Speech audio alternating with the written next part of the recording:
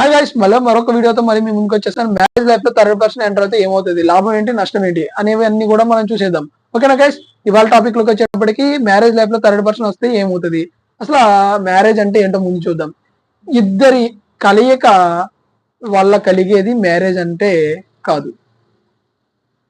Hi guys, welcome to Indian YouTube social media channel. Hi guys, welcome to Indian YouTube social media channel. మీ అందరికి మరొక వీడియోతో మళ్ళీ మీ ముందుకు వచ్చేసాను. ఈ వీడియోలో ఏంటంటే మ్యారేజ్ లైఫ్ లో థర్డ్ పర్సన్ ఎంటర్ అయితే ఏమవుతుంది, అసలు ఏం జరగబోతుంది అనే దాని గురించి చెప్పుకుందాం. లాభం ఏంటి, నష్టం ఏంటి.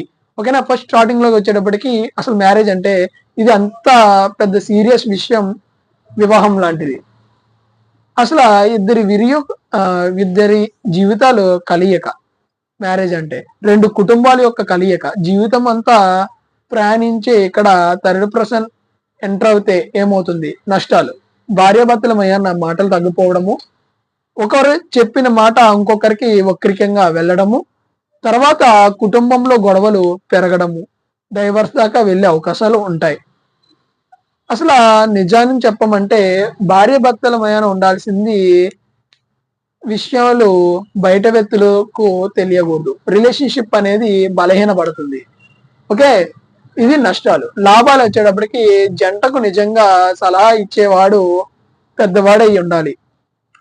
అండ్ ఎమోషనల్ కూడా కాకుండా లాజిక్ గా మాట్లాడాలి. తర్వాత ఇద్దరికి మంచి కోరుకునే మనసు కలిగి ఉండాలి. ఇద్దరు మంచి కోరుకునే మనసు కలిగి ఉన్న వ్యక్తి థర్డ్ పర్సన్ గా రావడమే చాలా బెటర్.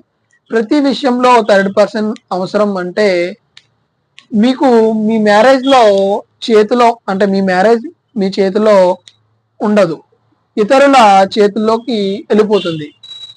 అసలు నిజం స్ట్రాంగ్ రిలేషన్షిప్ ఉన్న దానికి థర్డ్ పర్సన్ ఎంటర్ అయినా అక్కడ చోటే ఉండదు. ఆ రిలేషన్షిప్ లోకి థర్డ్ పర్సన్ అనేది ఎంటర్ అవ్వడం అనమాట. సో అంత స్ట్రాంగ్ గా బాండింగ్ గా ఉంటది. మీకు ఈ వీడియో నచ్చితే కనుక లైక్ చేయండి, సబ్స్క్రైబ్ చేయండి. More than videos. అండ్ దీని ఫుల్ వీడియో కావాలంటే కనుక కామెంట్ చేయండి. ఆల్రెడీ వీడియోలో మీకు అప్లోడ్ చేస్తాను. ఓకేనా? Bye bye, see you.